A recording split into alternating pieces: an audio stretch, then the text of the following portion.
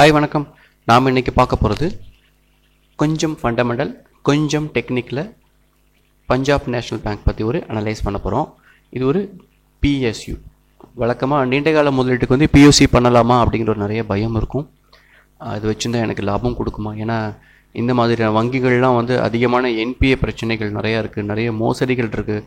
திடீர்னு இந்த மாதிரி செய்திகள்லாம் வரும்போது என்னுடைய முதலீட்டுக்கு பாதிப்பு வருமா அப்படிங்கிற கேள்வி இருக்கும். இதில் ரொம்ப கவனமாக நம்ம பார்க்க வேண்டிய விஷயம் என்னென்னா, நாம் அதை எந்த இடத்துல வாங்குகிறோம் அப்படிங்கிறது முக்கியம். அதிகமான விலை கொடுத்து ஒரு பங்கு வாங்குறதுக்கும் அதே பங்கு விலை குறைந்து இருக்கும்போதும் வாங்குறதுக்கும் முன்னான ரிஸ்க்கு வந்து வேறுபடும். ஸோ நாம் கொஞ்சம் ஃபண்டமெண்டலாகவும் பார்க்கலாம், கொஞ்சம் டெக்னிக்கலாகவும் பார்க்கலாம்.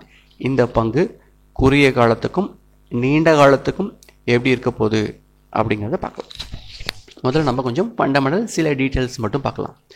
ஸோ இது மார்ச் மாதம் வரைக்கும் கொடுக்கப்பட்ட ரிசல்ட்டில் பார்த்தீங்க அப்படின்னா, கிட்டத்தட்ட இன்ட்ரெஸ்ட் ஏர்னிங் பொறுத்த வரைக்கும் கிட்டத்தட்ட ஒரே மாதிரியாக தான் கடந்த 5 ஆண்டுகளாக வந்துக்கிட்டே இருக்காங்க. டோட்டல் ஏர்னிங்கில் மட்டும் ஒரு சிறிய மாறுபாடு. ஸோ இது கவனிச்சா தெரியும், 35,000 கோடி அப்படிங்கிறது இன்ட்ரெஸ்ட் ஏர்னிங். அதே 5 வருஷத்துக்கு முன்னாடி பார்த்தீங்கன்னா 34,000 கோடி அப்படிங்கிற அளவில் மட்டும்தான் இருக்குது. பெரிய க்ரோத் இல்லை தான். பட் இருந்தாலும் கொஞ்சம் சில இதில் என்னென்ன பாசிபிலிட்டிஸ் இருக்குது அப்படிங்கிறத பார்க்கலாம். ஸோ இந்த இடத்துல தான் நாம் கவனமாக பார்க்க வேண்டிய விஷயங்கள் பேலன்ஸ் ஷீட்டில் இருக்குது. ரெவன்யூவோட பேலன்ஸ் ஷீட்டில் சில டீட்டெயில்ஸ் இன்னும் டெப்த்தாக இருக்கும். இங்கே என்ன கவனிக்கணும்னா, ரிசர்வ் அண்டு சர்ப்ளஸ்ன்னு இருக்கு இல்லையா, இந்த ஃபிகர் நீங்கள் கவனிச்சிங்கன்னா தெரியும்.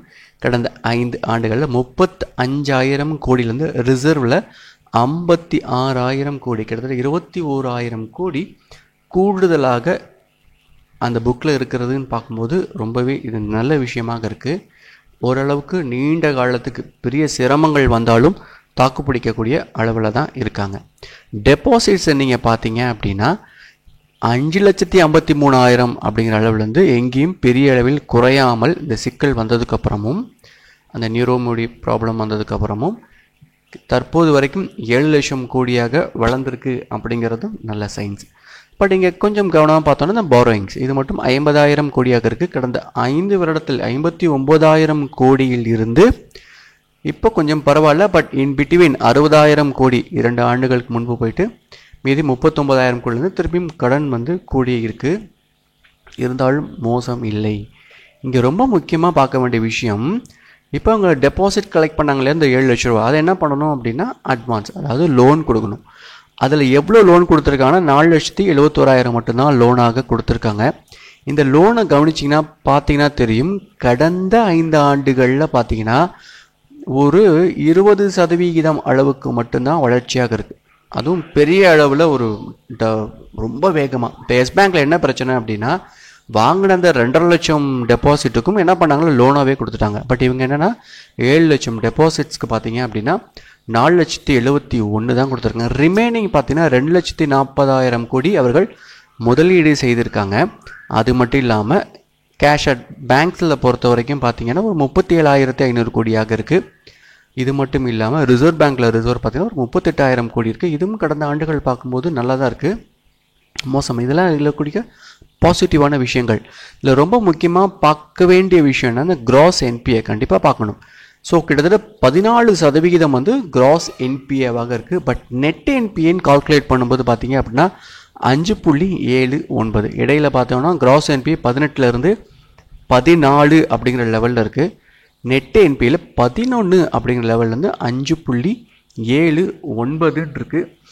இது ஓரளவுக்கு நல்லா தான் இருக்குது நீண்ட கால முதலீடு. பட் இப்பயுமே பார்த்தீங்க அப்படின்னா இந்த கடந்த 2 குவார்ட்டரில் பார்த்தோம்னா உங்களுக்கு என்பிஏ கூடி கொஞ்சம் குறைஞ்சிருக்கு அப்படின்னு பார்க்கலாம். பட் நான் சொல்ல ஒரு விஷயம் என்னென்னா, ஒரு பங்குகளையும் பெரிய அதிகப்படியான விலையில் வாங்குறத விட கம்மியான விலையில் வாங்கும்போது அது ஒரு நீண்ட காலத்துக்கு நல்லா இருக்கும் அப்படிங்கிற மாதிரி தான். ஸோ இந்த ஃபண்டமெண்டலில் இன்னொரு சில விஷயங்கள் நம்ம என்ன பார்க்கணும்னா, இந்த கேபிட்டல் அடிக்வேட் ரேஷியோ ரொம்ப ரொம்ப இம்பார்ட்டன்ட். அதுவும் பேங்க்குக்கு 5 வருஷத்துக்கு முன்னாடி பார்த்தீங்கன்னா 11, அதுக்கப்புறம் 12, அதுக்கப்புறம் 9ன்னு ஆகிட்டு 10ன்னு ஆகிட்டு இப்போ 14 இருக்குது. 14ங்கிற நம்பர் உண்மையாலுமே ஒரு வங்கிக்கு கேபிட்டல் அடிக்வேசி ரேஷியோ சூப்பரான நம்பர். அது மட்டும் இல்லாமல் ஒரு புக் வேல்யூ 60 இருக்குது. இப்போ நம்ம கொஞ்சம் டெக்னிக்கல் பார்க்கலாம்.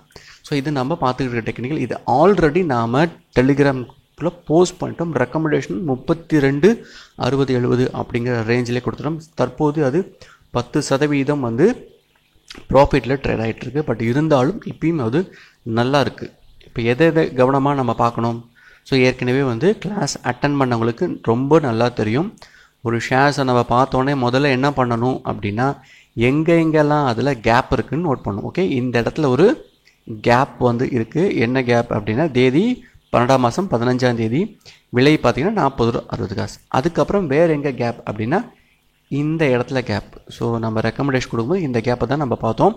12ஆம் மாதம் 28ஆம் தேதி 32 ரூபா அந்த ரேஞ்சில் 32 ரூபா 40 காசில் ஒரு கேப் இருக்குது. இப்போ இதில் என்ன கவனிக்கணும், இந்த கேப் அடுத்த 2வது நாளே அந்த கேப் ஃபில் ஆகிடுச்சு. ஸோ அதை நம்ம நோட்டீஸ் பண்ணி இந்த குரூப்பில் போட்டிருந்தோம். அகெயின் அங்கேருந்து அது மெல்ல மெல்ல மெல்ல ரிவர்ஸ் கொடுத்துக்கிட்டே வந்திருக்கு. அகெயின் பார்த்தீங்க அப்படின்னா அந்த கேப்புக்கு போகிறதுக்கான பாசிபிலிட்டிஸ் இருக்குது. ஸோ அப்போ நம்ம என்ன பண்ணணும், அந்த கேப்பை நம்ம மென்ஷன் பண்ணணும். ஸோ பண்ணிவிட்டு அதுக்கு என்ன பண்ணலாம் அப்படின்னா ஒரு ஹைலைட் பண்ணிடலாம். ஸோ இப்போ இந்த பங்கு எந்த மாதிரி ஆகலாம் அப்படின்னா ஸோ இப்படி வச்சுக்கலாம். இது ஒரு ட்ரெண்ட் லைன் வச்சுக்கலாம். இதுக்கு கீழே போகிறதுக்கான வாய்ப்பு இந்த பங்கு ரொம்ப கம்மி. இன்கேஸ் வந்தாலும் இது மேலே போகிறதுக்கு வாய்ப்பு. இதை பிரேக் அவுட் பண்ணால் மட்டும்தான் இந்த பங்கு நெகட்டிவ் ஆகும். ஸோ கீழே பார்த்தீங்கன்னா எங்கேயாவது கேப் இருக்கான பெரிய அளவில் கேப் இல்லைங்கிறதுல ஒரு மைல்டு கேப் இருக்குது. பட் இது வருவதற்கான வாய்ப்பு குறைவாக இருக்குது அப்படின்னு கருதலாம். இப்போ அது மேலே போக ஆரம்பித்தா எவ்வளோ தூரம் போகும் அப்படின்னா இந்த கேப் இருக்கு இல்லையா, இந்த 40 ரூபா 60 காசு அப்படிங்கிற கேப்புக்கு போகிறதுக்கு வாய்ப்பு. இது வெரி ஷார்ட் பீரியடில் போகலாம். ஓகே, இப்போ நான் லாங் டேர்மாக இருக்கும்போது இதை பண்ணலாமான்னா எஸ், லாங் டேர்ம் நீங்கள் பண்ணுறீங்க அப்படின்னா இப்போ நம்ம என்ன பண்ணணும், இதற்கு முன்பு வேறு எங்கேயும் கேப் இருக்கா அப்படின்னு பார்க்கணும். இதற்கு முன்பு பார்த்தீங்கன்னா இந்த இடத்துல ஒரு 44 ரூபா அப்படிங்கிற ரேஞ்சில் ஒரு கேப் இருக்குது. இதை நான் ஐடென்டிஃபை பண்ணுறேன். கிட்டத்தட்ட 2020 3ஆம் மாதம் 5ஆம் தேதி 45 ரூபாங்கிற ரேஞ்சில் இருக்குது. ஸோ அப்போ என்ன பண்ணும், இங்கே போகிறதுக்கான பாசிபிலிட்டிஸ் இருக்குது. ஸோ நம்ம அதையும் நோட் பண்ணலாம். பட் இதெல்லாம் லெவலில் பிரேக் பண்ணணும். இந்த லெவலில் தாண்டினா ஸோ அடுத்தது இந்த லெவலுக்கு போகலாம். பட் ரீசெண்டாக இந்த ஹை இருக்கு இல்லையா, இந்த ரேஞ்சை பிரேக் அவுட் பண்ணால் மட்டும் இந்த 45 போகும். இப்போ இதுக்கு மேலெலாம் எங்கெங்கெல்லாம் கேப் அப்படி இருக்குன்னா இந்த இடத்துல உங்களுக்கு ஒரு மைல்டு கேப் இருக்குது. அரௌண்ட் பார்த்தீங்கன்னா 46 ரூபா 95 காசுன்னு வச்சுக்கலாம். இதை தாண்டும் போது இதுதான் ரொம்ப இம்பார்ட்டண்டான கேப், ரொம்ப பெரிய கேப்னு கூட சொல்லலாம். அரௌண்ட் பார்த்தீங்கன்னா 52 ரூபா 85 காசு பார்த்தீங்கன்னா 2020 2ஆம் மாதம் 20ஆம் தேதி வந்திருக்கு. அப்போ இங்கேயெல்லாம் போகிறதுக்கான பாசிபிலிட்டிஸ் இந்த பேங்க்குக்கு இருக்குது. ஸோ ஒவ்வொரு லெவலாக இது கிராஸ் பண்ண என்னாகும் அப்படின்னா மெல்ல போகும். ஒரே நாளில் போயிடுமா அப்படின்னா இல்லை. இந்த டைம் ஃப்ரேம் எவ்வளோ எடுத்துக்கிச்சு பார்த்தீங்களா, அந்த அளவுக்கு கூட டைம் எடுத்துக்கிறதுக்கான வாய்ப்பு இருக்குது. அதை விட ஷார்ட் பீரியட்லேயும் போகிறதுக்கான வாய்ப்பு இருக்குது. ஏன்னா நீண்ட காலத்தை ரொம்ப பர்ஃபெக்டாக ஒரு டேட்டை நம்ம ப்ரிடிக்ட் பண்ணிட முடியாது. பட் இந்த மூமெண்ட் இந்த மாதிரி இருக்கும். இன் பிட்வீனில் அப்ஸ் அண்ட் டவுன்ஸ் இருக்கும். பட் இதெல்லாம் தாங்கிக்கிறீங்க அப்படின்னா நாம் ஒரு நீண்ட காலம் முதலீட்டுக்கு வச்சுக்கலாம். அதையும் தாண்டினால் அப்படின்னா இங்கே ரொம்ப இம்பார்ட்டன்ட் அடுத்த கேப் இருக்குது. ஸோ இது ரொம்ப ரொம்ப இம்பார்ட்டன்ட். அன்னைக்கு அடுத்த ஒரு நாட்கள்லேயே இது ஃபில் ஆக சான்சஸ் இருந்து, பட் இல்லை, அரௌண்ட் 60 அப்படிங்கிற ரேஞ்ச் இருக்குது. ஸோ அதை தான் சொல்கிறேன், ஒரு நீண்ட கால முதலீட்டுக்கு நீங்கள் என்ன பண்ணலான்னா இந்த பங்கு தற்போது விற்கக்கூடிய இந்த 35-60 அப்படிங்கிற விலை நல்லாயிருக்கும். ஸோ வேறு எங்கேயாவது கேப் இருக்கான்னா பெரிய அளவில் இந்த ஷார்ட் பீரியடில் எங்கேயும் இல்லை. ரொம்ப பார்த்துக்கிட்டே போயிட்டே இருந்தோம் அப்படின்னா எஸ் கேப் இருக்க தான் செய்யுது. பட் இந்த கேப்லாம் எதுக்காக வந்தது அப்படிங்கிறதையும் நம்ம கணக்கில் எடுக்கணும். என்னென்ன காரணங்களாக இந்த கேப் வந்ததோ அது சரியாகும் போது இந்த கேப் அது மெல்ல மெல்ல மெல்ல என்ன ஆகும் அப்படின்னா ஃபில் ஆகும். ஸோ இப்போ ஷார்ட் டேர்ம் பார்க்கலாம், நீண்ட காலம், மிக நீண்ட காலத்துக்கு இந்த பங்கு நல்லாயிருக்கும். பட் எவ்வளோ இன்வெஸ்ட் பண்ணலாம் அப்படிங்கிற டவுட் வரும்போது என்கிட்ட நிறைய பணம் இருக்குது, 1 லட்சம் இருக்குது, 50,000 இருக்குன்னா பண்ணவே கூடாது. ஒரு 5K அதிகபட்சம் பண்ணுறது அப்படிங்கிறது இந்த வங்கியில் நல்லது. ஏன்னா ஏற்கனவே சொல்லிட்டேன், இது PSU. அது மட்டும் இல்லாமல் வரும் காலத்தில் NPA சரி ஆகலாம். ஃபண்டமெண்டலி இன்கேஸ் வேறு ஏதேனும் ஸ்கேம்ஸ் வெளியே வரும்போது இந்த பங்கு என்ன ஆகும் அப்படின்னா இறங்கிறதுக்கான வாய்ப்பு இருக்குது. அப்போ நம்ம என்ன பண்ணணும், அதிகப்படியான முதலீட்டை உள்ளே செலுத்தி நாம் நட்டம் அடையாமல் இருக்கிறதுக்கு ஒரு சின்ன முதலீட்டாக பண்ணும்போது நமக்கு பதட்டம் இல்லாமல் ஒரு ட்ரேடும் பண்ணலாம். வரும் காலங்களில் பெரிய அளவில் இறங்கினாலும் கூட ஆவரேஜ் பண்ணுறதுக்கு chances, for example Yes Bank மாதிரி. பட் மிக நீண்ட கால அடிப்படைக்கு இந்த வங்கி ரொம்ப நல்லாயிருக்கு.